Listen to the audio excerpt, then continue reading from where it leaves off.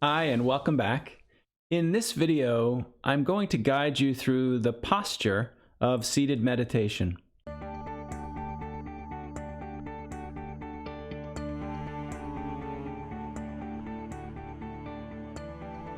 There's two ways to think about good posture for meditation. One is the easy way, which is just find a comfortable position, either sitting upright or lying down, where the body and spine are upright and relaxed and you feel awake, but not too tense. Now, I'm going to go over a little bit more of a detailed posture, and that is, first we decide, let's say we're in a seated position. We can either be seated on the floor, on a pillow or cushion that's firm and lifting our thighs above our knees, bending our legs in front of us. We can also sit on a chair, where we may prop our thighs up a little bit on a pillow, and we sit just forward on the front third of the cushion so that our hips again are elevated above the level of the knees. We want to have the feet flat on the floor. So the first part of meditation position is the base of the body. So that's the thighs and the feet where they are. The second part is the spine. And we want to find a position where the spine is upright but relaxed. So we don't want to be stiff and straight. We don't want to be arched, and we don't want to be hunched over. So finding a nice comfortable position, and one way to do that, if you're just getting started out, is find what feels upright and then gently rock forward and backward until you find that balancing point, and maybe gently rock from side to side until you find a place that feels perfectly balanced. And that's the spine. Next part of the posture are the shoulders.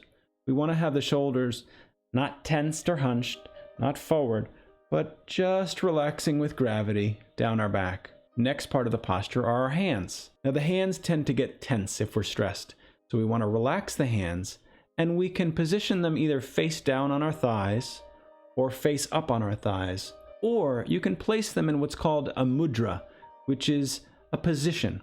And one common position is where you place your right hand down in your lap, your left hand on top of it, and you can touch your thumbs together gently, just holding them there very gently.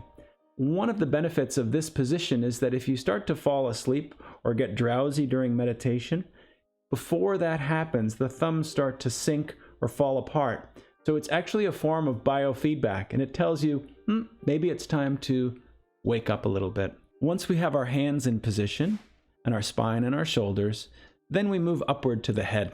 And proper position for the head involves imagining there's a string gently tugging at the crown of your head towards the ceiling, so straightening the spine, and then just letting the jaw tip forward slightly. The next part of the posture involves the eyes.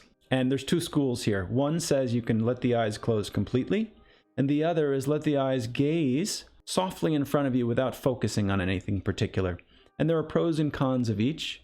I would say for now, if you're just starting, closing the eyes completely makes it a little bit easier to shut off all the busyness of the world. And later on, you can experiment with the other. The next part of the posture is the jaw.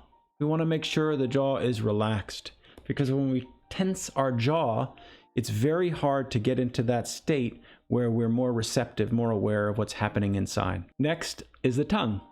And for the tongue, we want to place the tip of the tongue just behind the upper front teeth. So touching the top inside of the front teeth, bringing the tongue back about that much, and just gently letting it rest there.